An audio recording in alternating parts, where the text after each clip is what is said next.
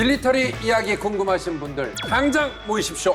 밀당백과 함께하도록 하겠습니다. 자, 여러분들 채널 밀당하지 마시고요. KFN의 채널 고정! 어딜 돌려! 지금 안 돼요! 자, 오늘의 가이드는요, 밀당백에 처음 뵙는 분이고요. 드디어 이분을 또 모시게 됐습니다. 최정준 박사님입니다. 반갑습니다. 안녕하십니까. 안녕하십니까.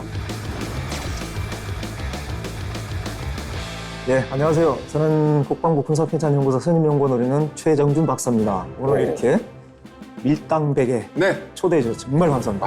감사합니다. 네. 밀당백 항상 출연을 자주 해주시는 남보람 박사님이 뭐 밀당백은 어떻다 이런 얘기 혹시 안 해주셨습니까? 팁을 좀 많이 주셨습니다. 주셨습니까? 뭐라고 합니까? 치고 들어오는 어떤 기습에 상당히 주의를 해라. 기습주의. 별 얘기 안 한 걸로 그러면. 예? 별 얘기 안 한 걸로. 왜냐면 본인이 더 돋보이려고. 그러니까요. 나중에 나올지 내가 좀 일부러 많이 얘기 안 하신 것 같은데. 오늘의 주제는 그러면 어느 쪽 분야인지 얘기해 줄 수 있습니까? 오늘은 그 중에서 여러분들이 복장에서 힌트가 있는데 네. 흰색을 입는 우리 군, 흰색을 정복으로 착용하는 군이 어디죠? 그러면 거기는 한 군데. 해군. 우리 해군이 어떻게 창설이 됐고 그다음에 해군이 창설되는 과정에서 가장 큰 역할을 하신 분이 또 계십니다. 손땡땡인데 나중에 이제 많이 아시는 알죠. 네. 알죠. 근데 우리 박사님, 박사님은 해군 출신이세요?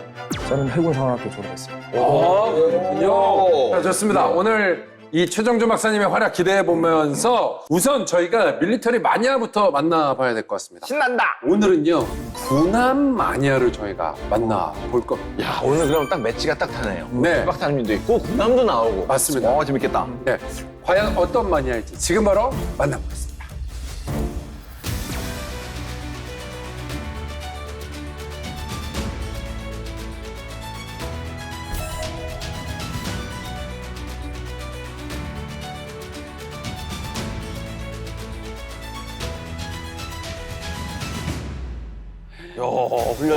멋있어. 벌써 저렇게 딱 있으니까 뭔가 든든함도 있고요. 대한민국 전투함들이 정말 멋있고 훌륭한 모델이 많은데 모형화된 키트들이 없더라고요. 그래서 생각했어요. 그렇다면 내가 직접 만들어 보자. 과거부터 현대까지 우리의 전투함을 만드는 전투함 마니아 강현우입니다. 여기 있는 모델 모두가 시중에 판매되거나 제작된 모델들이 아닌데요. 그럼 어떻게 저걸 만들었어요? 사서 만든 게 아니면. 처음부터 이런 모델류에 관심이 많은 편이었어요. 하지만 국내에는 아쉽게도 많은 모델들이 찾아볼 수가 없었습니다. 그래서 직접 해내야겠다, 직접 만들어야겠다 라는 생각으로 도전을 하게 된 거고, 역사적인 기록은 있지만 사실 실체가 없다거나 아니면 실체는 남아있지만 앞으로 퇴역하면서 찾아보기 힘들다거나 그런 부분을 최대한 프린트로 출력해서 현실감 있게 표현해보고 싶었습니다. 가장 제가 처음에 제작한 모델이 여기 있는 판옥선 모델인데,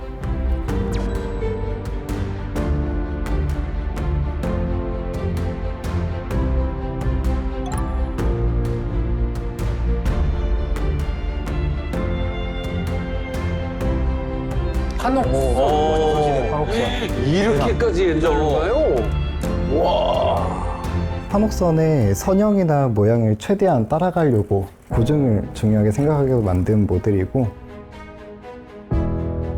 지금 보여드리고 있는 판옥선은 천자위로 좌선이라고 불리는 조선시대에서 가장 큰 규모의 판옥선입니다. 조선 중기에 판옥선이 처음으로 개발되고 나서 후기로 들어서면서 외선인 세키부대나 고바야 부대, 안택선과 같은 함선들이 사이즈가 커지기 시작해요. 그러면서 판옥선의 규모도 조금씩 커지기 시작했고, 지금 보여드리고 있는 이 판옥선이 가장 큰 규모의 판옥선입니다.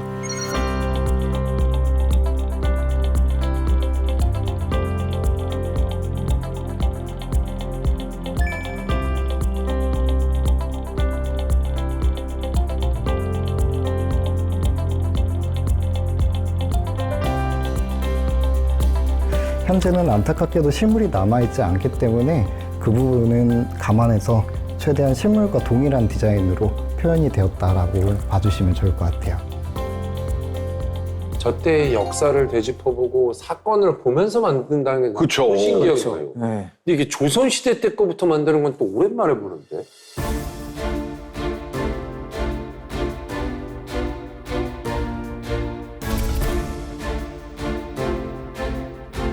판옥선이 노를 저어서 움직이게끔 되어 있어요.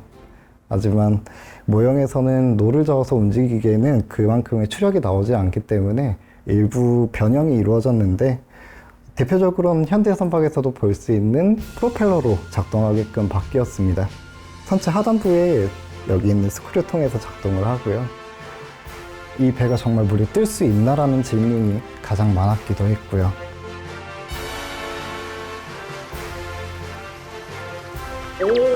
갑니다. 뒤에 돌아요. 아니 진짜 실제로 해서 가는 거예요 저렇게? 그러네요. 와. 무슨 조종으로 만드셨나 봐요. 아니 이거 직접 하는 거 처음 봤죠 우리가? 그쵸. 없죠. 저거는 전 세계에 없어요. 할 수 있는 건 또 처음 봤네. 만들면서 가장 어려웠던 내용이 판옥선의 균형을 잡는 게 굉장히 어려웠습니다. 실제로 조선 중후기에 판옥선과 관련된 기록을 보면 먼 바다로 나갔을 때 뒤집어졌다라는 기록이 있을 정도로 실함도 조금 불안한 구조를 가지기는 했거든요. 그래서 홀수선이라고 불리는 선박이 안정적으로 움직일 수 있는 물에 잠기는 깊이를 조금 더 깊게 가져간 게 사실이고, 지금 보는 것처럼 돛의 사이즈가 꽤 큰 편이에요. 실제로도 바람의 영향을 받는 사이즈이고요. 바람의 영향을 받더라도 뒤집어지거나 흔들리지 않도록 만들기 위해서 많이 고민을 했고 거기에 따른 어려움도 있었습니다. 그렇죠. 실제로 선박이 네. 물에 뜨려면 이게 균형이 중요하거든요. 그 다음에 이제 이게 어느 정도 무게가 있기 때문에 깔아앉습니다. 네. 그러다 보면 속도가 또 안 나가요. 네. 그래서 균형이 제일 중요합니다. 안 그러면은 이 배가 뒤집어져요. 그렇죠. 그렇겠죠. 네. 당연하죠. 당연하죠. 네. 제가 저런 거 만드는 매니아거든요. 저도 RC. 그거 만드는 건데 알죠. 저거는 저걸 갖다가 어떻게 물이 안 들어가게 만들었지? 그것도 대단한 것 같아요. 아니 저거 만든다는 것도 신기한데 저걸 만들어서 직접 물에 띄웠다는 게 너무 신기하잖아요. 그리고 다음으로 제작한 게 우리에게 가장 익숙한 거북선 모델이고요. 거북선이다.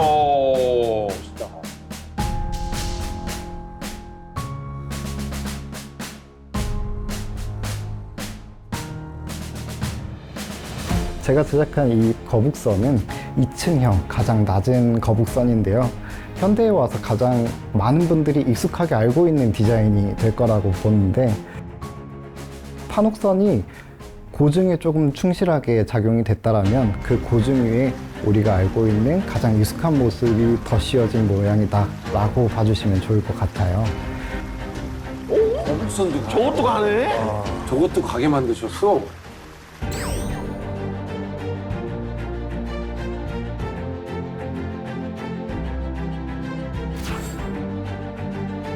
가장 처음으로 제작했던 모델이 참수리 고속정입니다.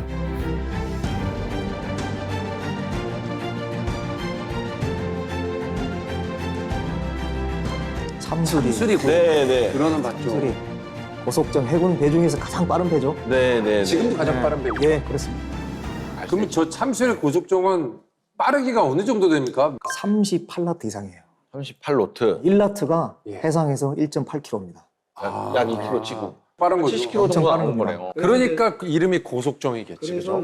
저게 이제 1970년대에 북한이 실질적으로 도발을 엄청나게 했거든요. 네. 그래서 이 북한 간첩선을 잡아내는데.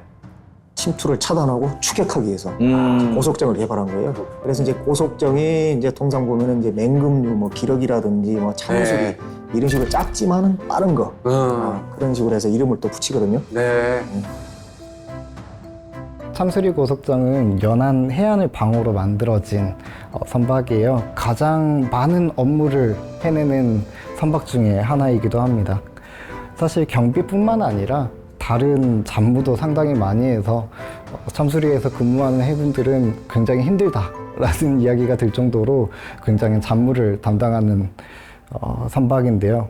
제1연평해전 또는 제2연평해전에서도 가장 최전방에 등장하는 함정이기도 합니다. 연평해전에 나왔던 참수리를 베이스로 하고 있기 때문에 지금 모델로 보여드리는 건 중기형 참수리 고속정입니다. 선두에 있는 메인 함포는 40mm 함포이고 선미에 두 가지의 발함포가 위치되어 있어요. 20mm 발함포 두 가지가 같이 장비로 운영을 하고 있습니다. 현용 군 함선들은 설계 자료나 디테일한 자료들을 찾아보긴 어렵습니다. 대부분 군사 보안이니까요. 하지만 참수리 고속정은 퇴역 군함이 많아진 만큼 실함을 실제로 만나볼 수 있는 기회도 많아졌고, 지금 보여드리고 있는 이 모델은 제가 최근에 해군 제2함대에 직접 방문해서 자료를 취득해서 완전히 동일하게 만들었습니다. 그래서 그 어떤 모델보다 조금 더 디테일에 많이 신경 쓴 모델이고요. 물에 띄울 수 있게끔 만드는 게 목표였어요. 이것도 물에 띄웠다고요? 이것도? 지금 보시면 흘수선이라고 불리는 빨간색, 검정색 라인이 있는데 사실 너무 작은 함선이라 안에 부품들이 들어가면 무거워서 그만큼 흘수선의 높이가 살짝 높아지기는 했지만 그래도 물에 띄울 수 있게끔 움직일 수 있게끔 제작이 이루어졌고요. 와, 이건 또 물에 어떻게 띄워? 아, 저거 되게 어렵거든요. 저 조그만 배가 더 띄우기 어려워요. 그렇겠죠. 네. 기타 움직일 수 있게끔 해주는 방향탑, 프로펠러, 기본적인 구성류는 실함과 완전히 동일하게 구성을 하면서 똑같이 완전히 제작할 수 있었습니다.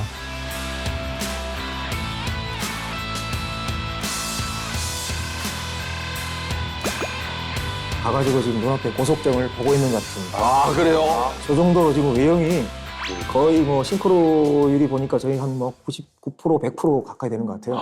그 정도로. 야, 저분 인정해줘야 됩니다. 그러니까요. 저게 어렵거든요. 저 조그만 배일수록. 사실 이 함정을 만들었을 때 그러니까 해군에서 전역한 분들이 많이 좋아해 주셨어요. 디테일이 너무 마음에 든다.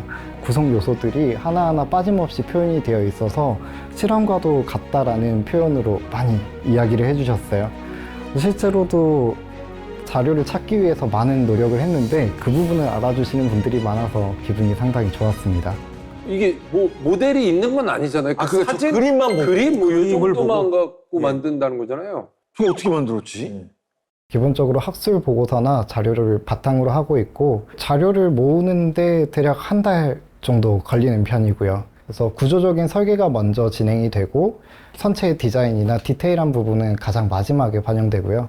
출력까지 최종 완성본이 나오기까지는 한 달 정도 또다시 소요가 되어서 사실 제대로 된 모델이 만들어지기에는 3개월 정도 시간이 소요됩니다.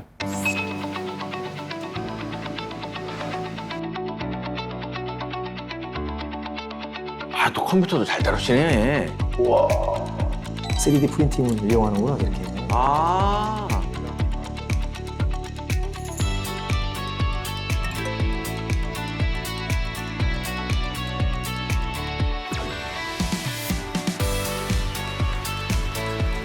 와, 나 이게 물에 띄운다는 게 진짜 대단한 것 같아요. 그게 저게 어떻게 방수가 되고. 사실 해외 모델러들이 만드는 작품이나 이런 모델들을 보면 정말 유명하다, 많이 알려져 있다 하는 모델들은 이미 프라모델화 되어 있거나 아니면 이미 다른 모델러분들이 작업을 한 경우가 많았습니다. 그런데 국내에는 이런 경우가 되게 케이스가 없더라고요. 국내 전함류도 정말 훌륭하고 멋있는 함정들이 많습니다. 이런 모델을 만들어서 한국 전투함의 정말 멋진 모습을 보여드리고 싶었습니다. 아, 국내 전함만 만드시는 그러게요. 우리 국산 모델만. 다음으로 보여드릴 모델은 윤영아 함입니다.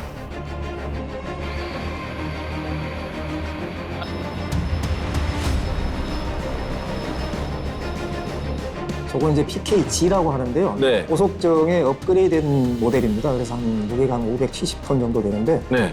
제2연평해전 때 전사했던 분들의 이름을 따가지고 윤영아, 조천영 해가지고 뭐 이렇게 이름을 지었습니다. 이거는 만들어진 지는 그렇게 오래되지는 않았겠네요. 네, 최근에 나온 어.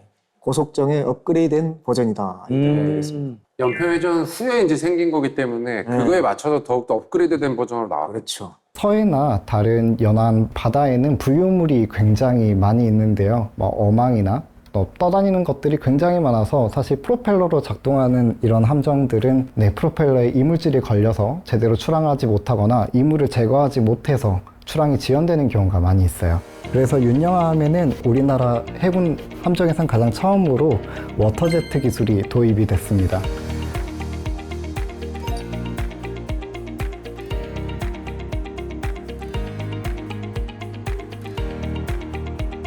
차기로 진행되고 있는 신형 참수리라고 불리는 PKMR이라는 함정이 있는데 해당 함정에서도 이런 워터제트 추진 체계를 채용할 만큼 기술적인 완성도가 많이 올라갔습니다.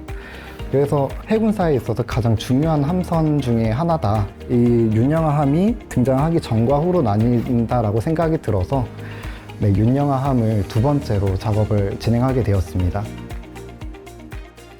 어떻게 그렇죠. 보면 신형 참수리 고속정도 지금 이런 걸 만든 거 보면 우리나라에는 서해 쪽에는 확실히 이 워터젯 기능이 굉장히 필요한 거네요. 네. 이 작전 환경에 따라 가지고 실질적으로 이제 그 함정도 거기에 맞춰서 네. 부합되게 어떤 진화를 하고 있다 이렇게 보면 그래야겠네요. 되겠죠. 워터제트 추진 체계라는 게 국내에서 재현된 케이스가 없기 때문에 이게 재현될 수 있다는 사실에도 많이 놀라시는 분들이 있었고, 그리고 실물과 최대한 동일하게 작동하게끔도 구현이 되어 있습니다. 아이고야, 잘 이것도 만드신 만드셨다. 거야? 워터젯 기능도? 와. 네네네. 이것도 하셨어? 이런 작동이 실제로 된다는 사실에 많이 좋아하셨던 분들이 많았어요. 윤영하 함에는 포항급과 동일한 규모의 이런 함포들이 장착이 되어 있어요. 그리고 이 정도 스케일에서 찾아보기 힘든 대한 미사일도 장착되어 있고 20mm 쌍봉, 노봉도 장착이 되어 있습니다. 어떻게 보면 이 함선 스케일에서는 찾아보기 힘들 정도로 조금 과무장이기는 합니다. 하지만 참수리하고도 동일하게 가장 최전방에서 활동하는 만큼 전방에서 대기하고 있다가 바로 투입할 수 있을 정도로 정말 빠르게 투입되는 함정으로 볼 수 있습니다. 윤영하함의 주 업무는 참수리를 대체하기 위해 만들어진 군함인 만큼 참수리가 하고 있는 대부분의 업무를 수행을 합니다. 다만 사이즈가 크죠. 그만큼 참수리는 거의 당일 출항을 하면 당일 복귀를 하는데 윤영하함은 3일 이상 해안에 머무를 수 있을 사이즈가 되어서 참수리 그 이상의 업무도 조금 해내는 함선입니다. 마지막으로 우리에게 대한민국 해군에게 가장 첫 출발점이었던 백두산함을 보여드릴게요.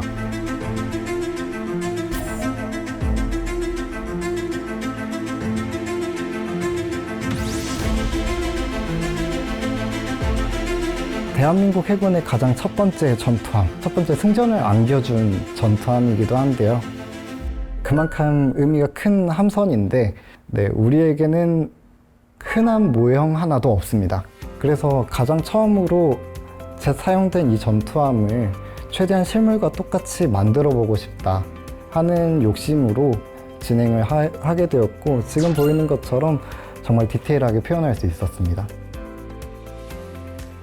상단에 있는 갑판 기구물이나 다른 구성물들은 백두산함의 일부 남아있는 사진 자료를 바탕으로 제작을 했고요.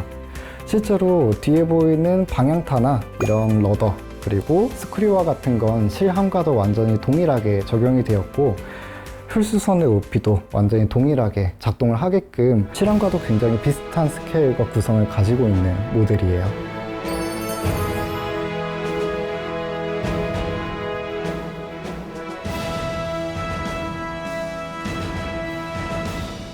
남아있는 자료가 거의 없는데 사진 자료 뭐 이런 것만 가지고 본인이 또 그걸 다 만들어가지고 그 다음에 제일 중요한 포인트가 뭐냐면 물에 진수를 시켜서 균형 잡아서 이게 움직인다는 거예요. 이것은 진짜 저분이 이제 저는 장인이라고 생각해요. 야, 장인입니다. 예. 사실 가장 어렵고 힘든 작업은 물에 띄우는 작업이죠. 선체의 균형을 잡는 작업이 가장 어려운 난제 중에 하나이고, 배가 움직일 때 그 외부에 있는 물이 선내로 진입하지 않도록 막는 방수 작업도 상당히 어려운 작업 중에 하나이고요. 이때가 조립이 거의 마무리된 시점에서 발생하는 문제이기 때문에 이때는 좀 상당히 난감한 경우도 많습니다.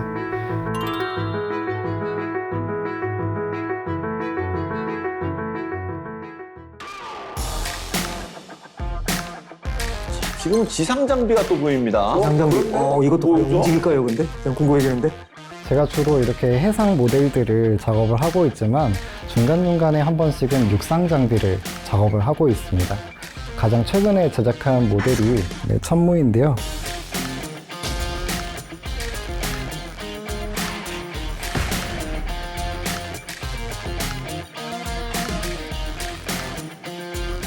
(2015년도에) 가장 처음으로 육군에 배치된 다연장 발사체를 장착한 발사 운용 차량입니다. 지금 보시는 것처럼 뒤에 붙어있는 이런 커다란 네모난 박스가 천무 발사대가 되겠고요. 이걸 운용하고 있는 차량이 발사 차량입니다. 한 번쯤 영상으로 보셨을 거라고 기대는 해요. 그 하늘에 완전히 미사일이 발사되면 하늘에 새로운 길이 열린다 싶을 정도로 미사일이 수없이 날아가거든요. 그런 장면들이 너무도 감명 있고 멋있어 보여서 이렇게 모형으로 제작하게 되었고요. 실물과도 동일하게 8×8 바퀴가 모두 8개가 구동되게끔 되어 있고 방위각과 고각까지 모두 다 조절되는 이런 발사대까지 구현이 되어 있습니다. 천무 발사 차량 작동하는 모습을 보여드릴게요. 작동까지.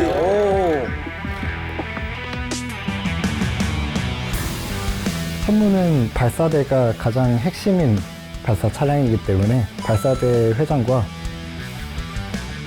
자, 그 다음에 저게 리프팅이 되나요? 얼마? 올라가, 지금. 됐어. 예? 바퀴 그리고- 조정하고. 해당 모형 로켓의 발사 거리도 조절을 할 수 있습니다. 네. 쏜대, 지금. 아니 저분 뭐 하시는 분이에요? 저분 진짜. 나 너무 놀랐어. 장영실 아니야, 장영실? 사실 본업이 부품을 설계하고 기계적인 부품을 만드는 일이라 무언가를 디자인한다거나 입체화시키는 건 어렵지는 않았습니다. 처음 제작을 진행할 때는 조금 많이 투박했던 것들이 비교적 노하우가 쌓이면서 상당히 디테일해지고 작동도 부드럽게 되게끔 설계가 진행되고 있습니다.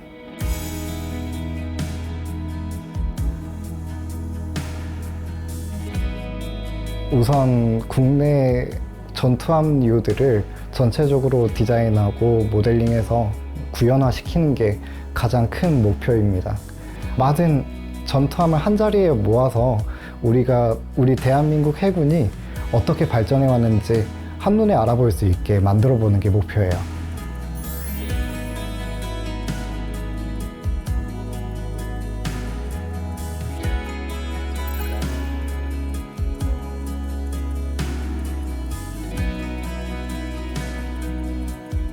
저는 대한민국 해군의 시간을 기록하고 싶은 마니아입니다.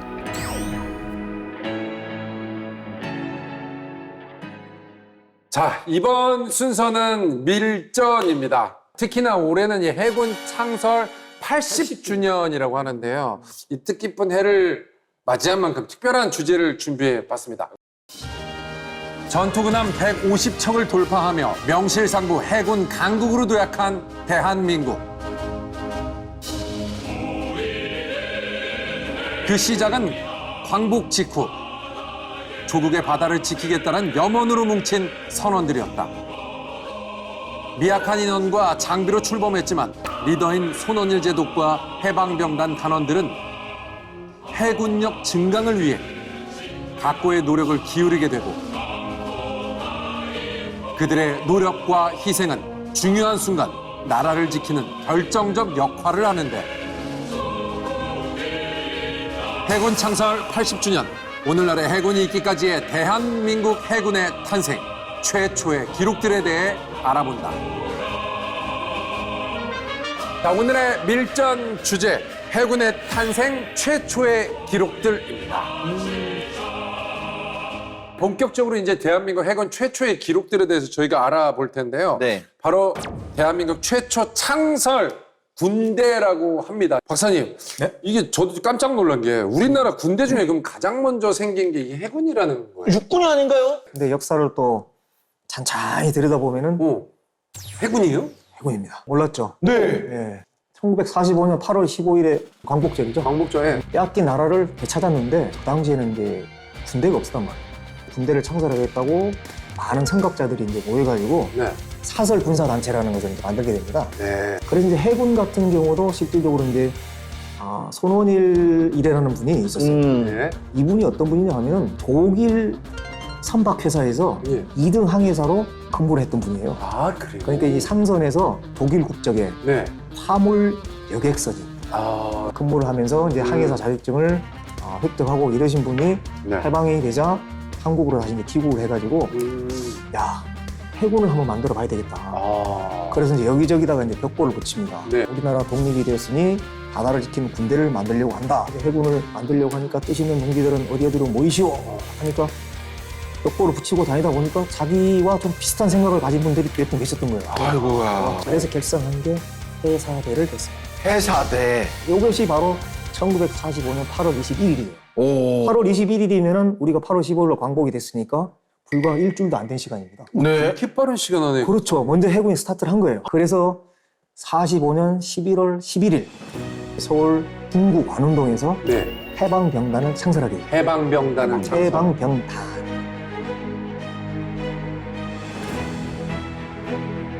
네, 그래서 이걸 창설이 이게 이제 해군의 시초죠. 네. 그리고 이 군정기를 거치면서 1948년 8월 15일에 대한민국 정부가 수립이 되고 네. 9월 5일에 해군으로 정식적으로 이제 이름이 개칭이 되면서 오늘에 이르고 있죠. 어. 이게 국방부보다 빨랐다면서요? 미 군정에서는 실질적으로 그 당시에 네. 한반도에서 군대를 창설 안 하려고 했어요.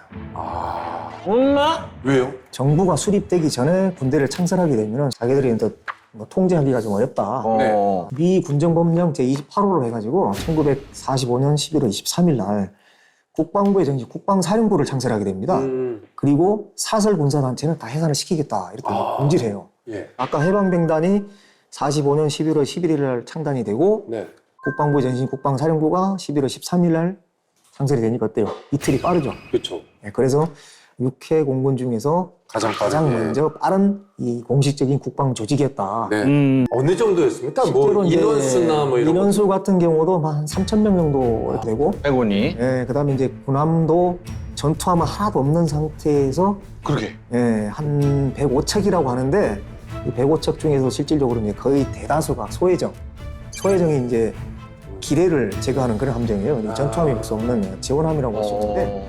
일본군이 쓰던 JMS, 제프니즈 마린 스위퍼, YMS, 야드 머린 스위퍼 해가지고 미국에서 공유해준 YMS, 일본에서는 JMS 해가지고 소해정을 거의 뭐 한 30여 척, 그다음에 뭐 상륙 주적 이런 게 대부분 그 정도였다. 함정이었습니다. 예. 네. 그 지금 여기서도 이제 살짝 얘기하셨지만 말 그대로 이 손원일 제독은 해버지입니다. 해군의 아버지, 그죠? 그렇죠. 아빠! 지금 복장에 딱 아빠를 불러도 될까요? 손원일 제독은 어떤 분입니까?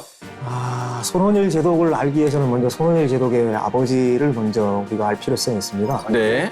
일본에서는 눈의 가시 같은 분인데 그렇죠. 그렇겠죠. 독립운동 이제 의정원에서 이제 원장까지 하면 상당히 이제 지위가 높으신 그런 분이었는데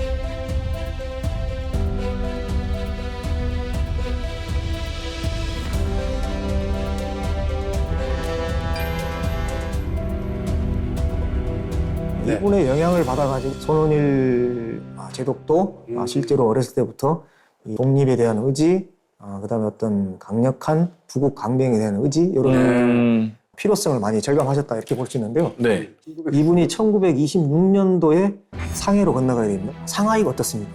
그 당시엔 국제도시예요. 그렇죠. 국제도시죠. 외국의 뭐 그리고 독일 가장 포함해가지고 도시죠. 네, 국제도시고 많은 외국 군들이 이제 예. 주둔하고 있는 컸던 네. 시기이기 때문에 이제 거기서 이제 손원일 제독이 이 해군력의 중요성에 눈을 뜨게 됩니다.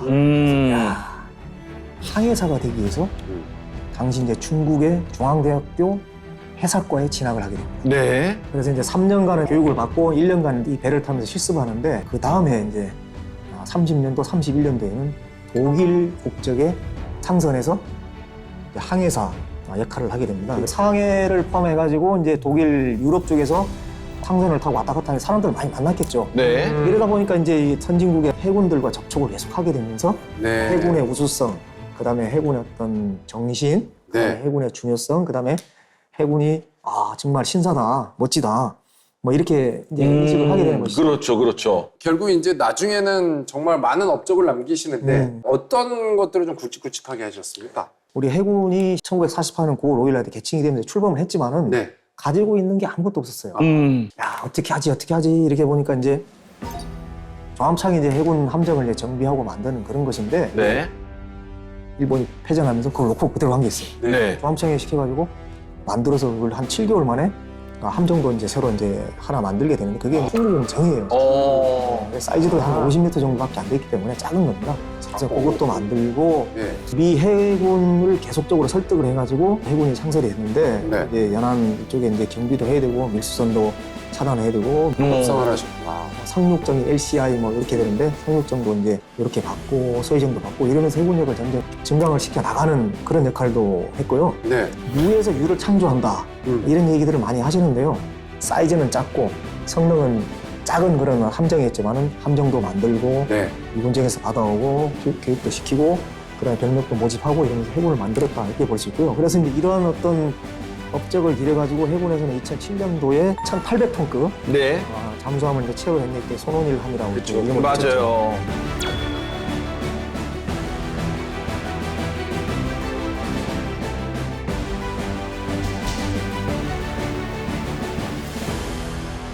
다음에 볼 최초의 기록도 손원일 제독의 중요한 업적 중 하나입니다.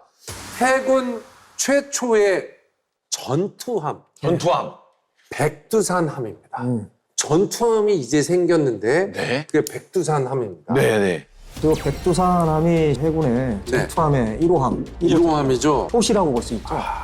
해군이 이제 창설이 됐는데 실제적으로 제 역할을 하기 위해서는 바다로 나가야 되잖아요. 맞습니다. 바다로 나가면 배가 있어야 되고 그다음에 바다로 나갔는데 어떤 위협이 발생했을 때 적을 만났을 때는 제압을 해야 되잖아요. 그럼요. 그럼 싸울 수 있어요. 그러면 바다에서는 해군의 무기가 전투함입니다. 전투함. 그쵸. 빵빵 쏴야지. 포도 쏴야 되고 그다음에 추격도 해야 되고 근데 전투함이 제로야. 네. 이거 어떻게 하지? 이제 고민한 끝에 그러면은 야 모금을 하자. 성금을 걷어가지고 우리가 함정을 사자. 구매를 하자. 네. 그쵸. 이런 아이디어를 낸 거예요.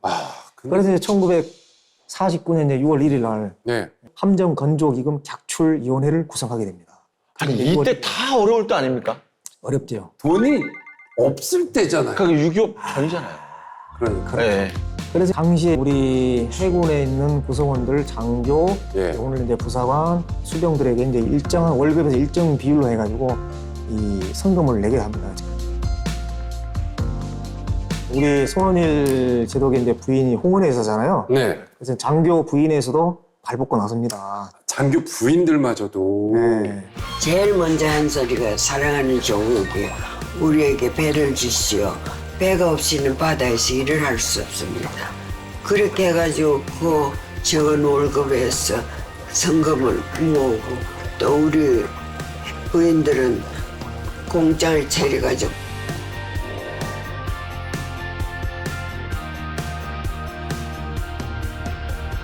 그래서 이제 쌀이라든지 기타 물품을 이제 바다에 열어가지고 팔기도 하고 이제 네. 성금을 못 했는데 그래도 이제 이게 안 되는 거예요.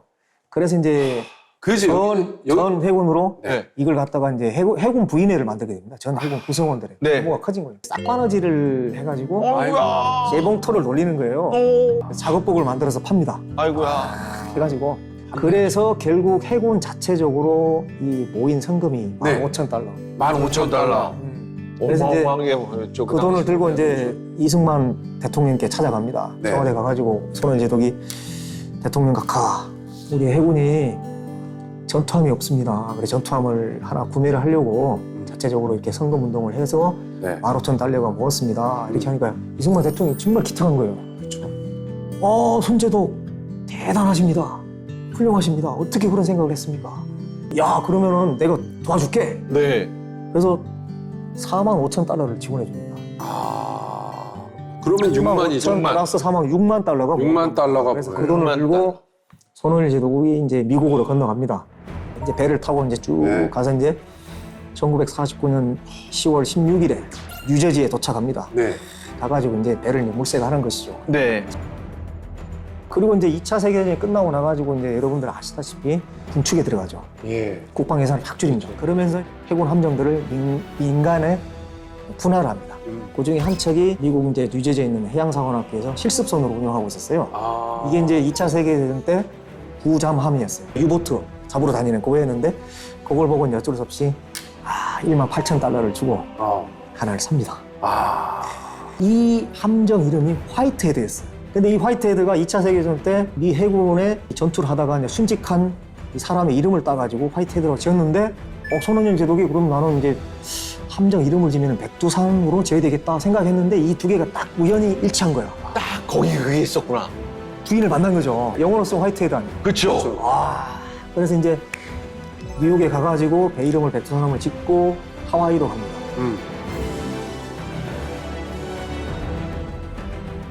그래서 하와이 가가지고 3인치 포를 탑재를 합니다.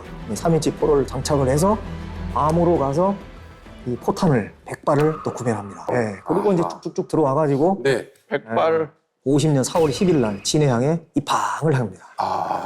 최초로 6.25 전쟁이 발발하기 2개월 전에 그러니까요. 이 전투함을 우리 해군도 갖게 됐다. 이게 이제 제일 중요한 것 같습니다. 예. 맞습니다.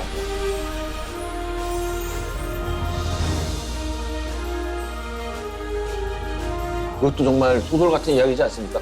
6.25 전쟁 2달 전에 네. 우리나라에 왔어. 예. 당시 그리고 손원일 제독이 미국에 이제 함정을 구매하러 6만 달러를 가지고 갔다 했잖아요. 네. 18,000달러로 백두산함을 구매를 하고 나머지 그러면 잔금 있을 거 아니에요. 그러면 네, 그래 돈이 좀 남았습니다. 32,000달러가 남잖아요. 그 돈 가지고 세 척을 삽니다.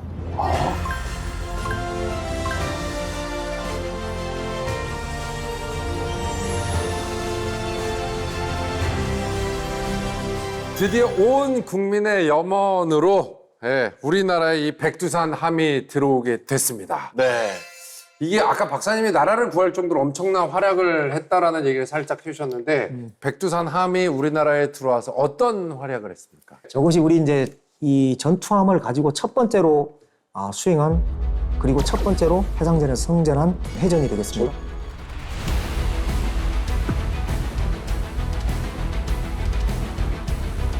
이제 1950년도 아시다시피 6월 25일 새벽 4시에 남침을 하잖아요. 예. 근데 우리가 이제 일반적으로 생각했을 때 새벽 4시에 남침을 했다? 이것만 생각하잖아요. 그렇죠. 근데 바다로도 들어왔습니다. 오. 근데 그 들어왔던 게 실제로 게릴라 성격을 갖춘 특수부대였어요. 북에서? 네. 예. 이거는 난 이거 몰랐어요. 예, 잘 몰랐죠. 배 사이즈가 한 1,000톤급 정도. 그러니까 우리 백두산함보다는 한 2배 정도 사이즈의 그러네요. 큰 크네요. 어떤 이 함정에다가 한 600명 정도의 특수부대를 싣고 동해안 쪽으로 해서 쫙 내려옵니다. 네. 근데 이것이 이제 우리 이제 칸택이 탐지가 됐어요. 네. 해군 본부에서 백두산함에 야 동해상 어느 지점에 지금 괴선박이 발견했다. 가서 확인해라. 임무를 준 거예요. 그걸 백두산 함이 이제 한 받고 명령을 받고 갔겠지. 아니, 출동했겠지. 괴선박이 출현했다고 해군 가야지. 본부에서 지시가 떨어진 임무 지시가 나온 거예요. 그렇죠. 가서 확인해라. 알겠습니다. 간 거죠. 출동해서 쭉쭉쭉 가가지고 한 이제 밤이 됐어요. 네. 그 시간이 최초로 컨택한 게 21시 39시 반입니다. 보니까 저기 앞에 좀 있는 거야. 깜깜한 밤이었구나. 이 견시가 위에 올라가가지고 수병이 딱 보는 거야. 함장님 여기 누가 있습니다. 방향 어디 쪽 뭐 몇 거리 몇 마일 몇 도 몇 마일 뭐 있습니다 하고 네. 한 거야. 그래. 그럼 해군에서는 불빛 신호가 있어요. 그건 발광 신호라. 네. 깜빡하면서 네.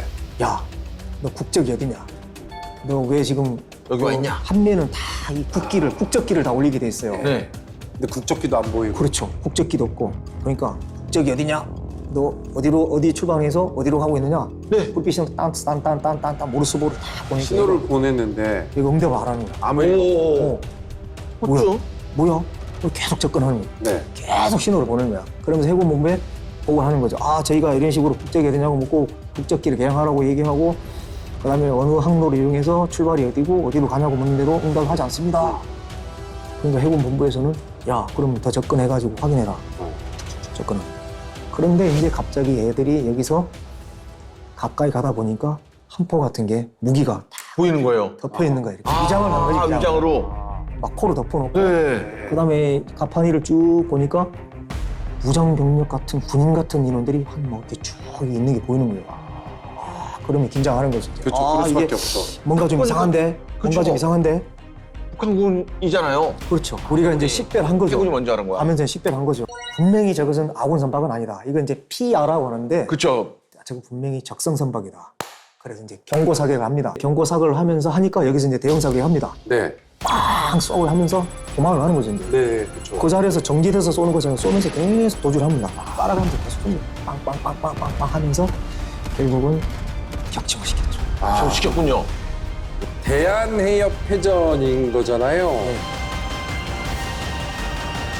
이게 백두산함에 처음으로 그렇죠. 예, 전투함으로서의 능력을 보여준 거라고 볼 수 온지 있어요. 2달 만에 싸운 거잖아요. 그렇죠, 그렇죠. 네. 그때 유엔군이 이제 이 증원되기 전이었잖아요. 네. 최초의 전투로서 의미가 있다. 그래서 이제 저기 이제 대한해협이기 때문에 대한해협 해전이다. 이렇게 아. 이름을 붙이는 것이죠. 야, 600명이 네. 부산으로 만약에 아무런 이 충돌 없이 그냥 내렸다?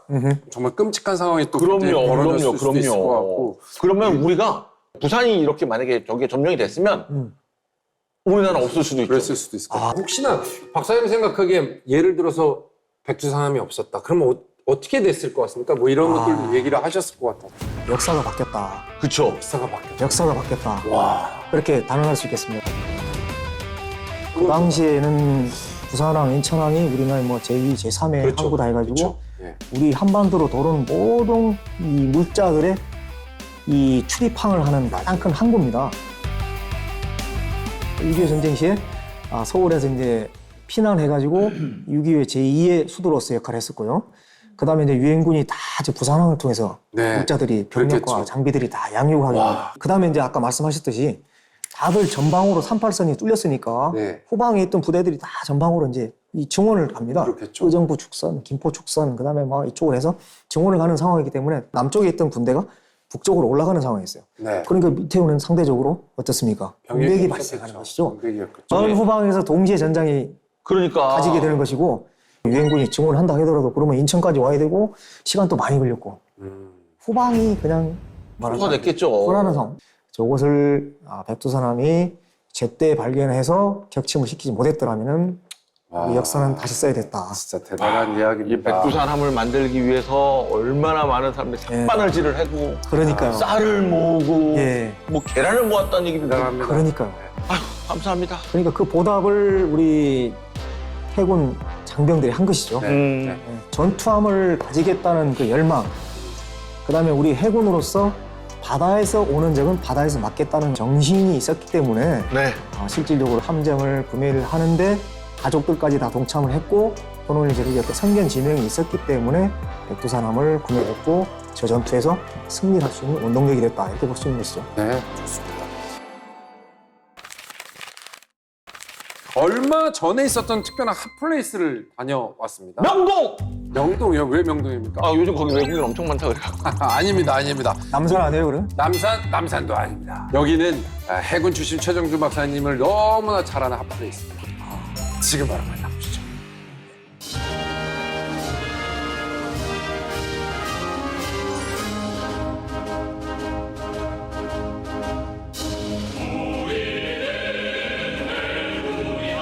얼마 전에 이제 부산에서 해군 창설 80주년을 기념해서 관함식이 열렸는데요. 저와 함께 해군 관함식에 대해서 리뷰를 한번 해보도록 하겠습니다. 해양 강국 해군 창설 80주년을 맞아 대한민국 해양 수도 부산에서 개최되는 2025 대한민국 해군 관함식 항공기와 함정의 해상 사열 전대가 힘차게 항진하고 있습니다.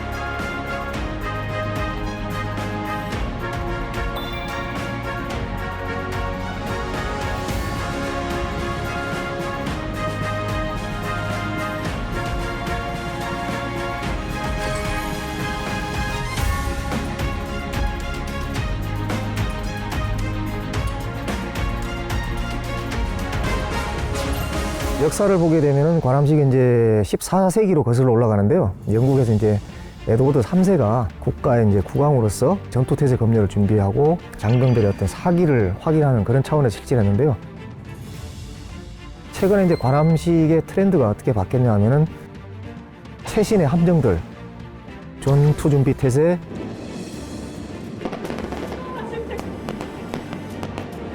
그다음에 장병의 사기, 장비, 무기들을 과시하는 어떤 그런 효과도 같이 보고 있습니다. 여러분이 지금 탑승하고 계시는 일출봉함부터 소개해드리겠습니다. 일출봉함은 최정예 상륙전사 임전필승 일출봉함이라는 임무수행 구 아래 완벽한 상륙작전 지원 태세를 갖추고 있는 일출봉이 실제로 이제 상륙 작전할 때 쓰는 어떤 상륙함인데요. 상당히 그 큰 함정인데 관함식 때 좌승함으로서 역할을 했습니다.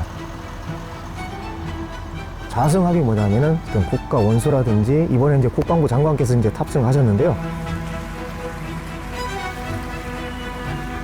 나머지 일반 국민들에게는 그 관함식을 해상에서 관람할 수 있는 어떤 시승함 역할을 또 이제 다른 데에서 이렇게 했었죠. FA 50편대가 해군 관함식을 축하하기 위해 화려한 스모크로 하늘을 물들이며 자 이제 함정 사열이 시작되겠습니다. 먼저 바다 위의 최첨단 최강 전력 해상 삼축 체계의 핵심인 해상 사열 최선도 함정은 노범상 대령이 지휘하는 우리나라의 첫 번째 이지스 구축함 세종대왕 함입니다.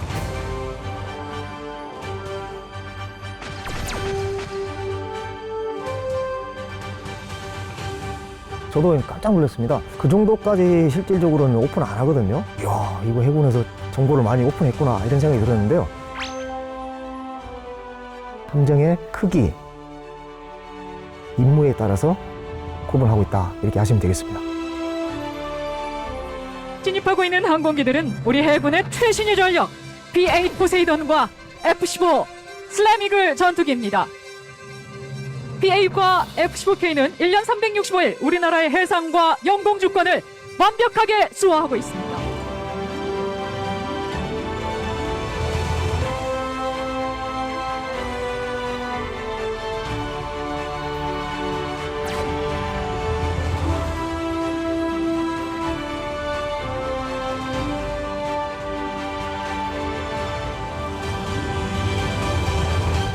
요즘 추세가 아시다시피 AI잖아요. 우크라이나 전쟁에서도 실제로 이제 무인기가 드론이 상당히 많은 역할을 한 것으로 이렇게 평가되고 있고요. 인공지능 이런 것들이 이제 발전하다 보니까 장차전 미래전 양상이 인명 손실을 최소화하면서 가장 효과적으로 연구를 하다 보니까 무인 체계와 유인 체계를 혼합하는 그런 시스템으로 가고 있습니다. 그래서 이제 관함식에서 인공지능을 활용한 어떤 작전 모델을 시범적으로 보여줬는데요. 실제로 상당히 고무적으로 봤어요. 아시다시피 이지스함 같은 경우는 한 척당 1조 원이 넘습니다. 상당히 고가 장비예요. 많이 운용할 수가 없습니다. 해군력은 꼭 그 나라의 경제력과 비례해서 이렇게 성장을 하거든요. 앞으로 전장 양상을 다는 아니지만 상당히 조금 부분적으로 맞배기식으로 보셨다 이렇게 볼 수 있겠습니다.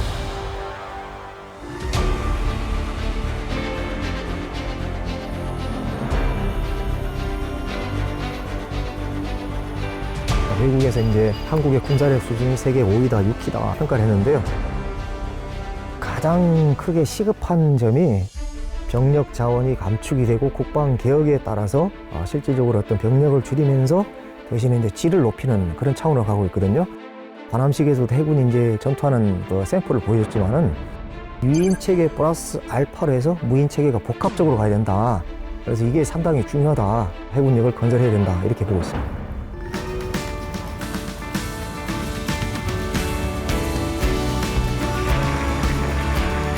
우리 해군이 애정과 사랑을 갖고 있다. 이걸 느낄 수 있었고, 제가 해군의 역사에 대해서 이제 연구를 많이 하다 보니까 1945년도에 해군이 창설됐을 때 실제로 전투함이 한 척도 없었는데, 야, 지금 우리 기술로 해서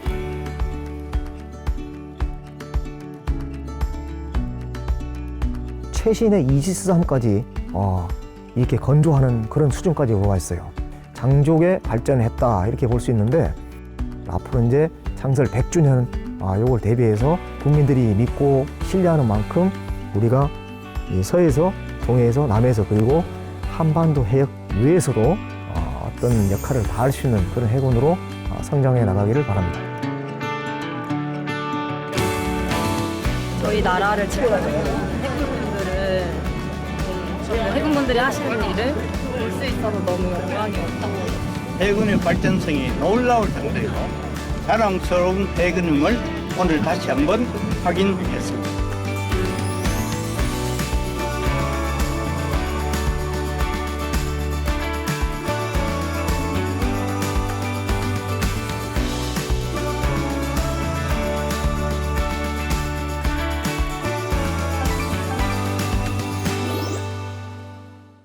네, 오늘 밀당백은 여기까지입니다. 최 박사님 오늘 함께 하셨는데 어떠셨습니까? 해군 창설 80주년을 맞아서 이렇게 주제를 다뤄줘서 정말 감사하고 고맙습니다. 그리고 저도 이제 우리 두 분과 함께 처음으로 이제 여기 출연해봤는데요. 네. 정말 재밌으셨습니까? 재밌고요. 시간 가는 줄 몰랐어요. 그렇습니까? 너무 다행입니다. 예. 저희조차도 사실 얘기 들으면서 몰랐던 이 해군에 대한 얘기를 다시 한번 알게 되고 좋은 정말 정보를 주셔서 앞으로 더 많이 알아가야겠다라는 생각까지 아이고 들었습니다. 감사합니다. 해군에 많은 관심과 사랑 부탁드리겠습니다. 네. 자, 우리 박사님. 네. 자, 오신 김에 네, 밀당백 공식 마무리가 있거든요. 그래서 저희가 해군 이렇게 이행시. 자, 해가 뜨나 달이 뜨나 바람이 부나 군. 군인 장병들 모두 수고가 많으십니다. 충성! 오, 깔끔하다. 알겠습니다. 네. 자, 저희는 다음 시간에 다시 인사드리도록 하겠습니다. 함께해서 감사합니다. 감사합니다.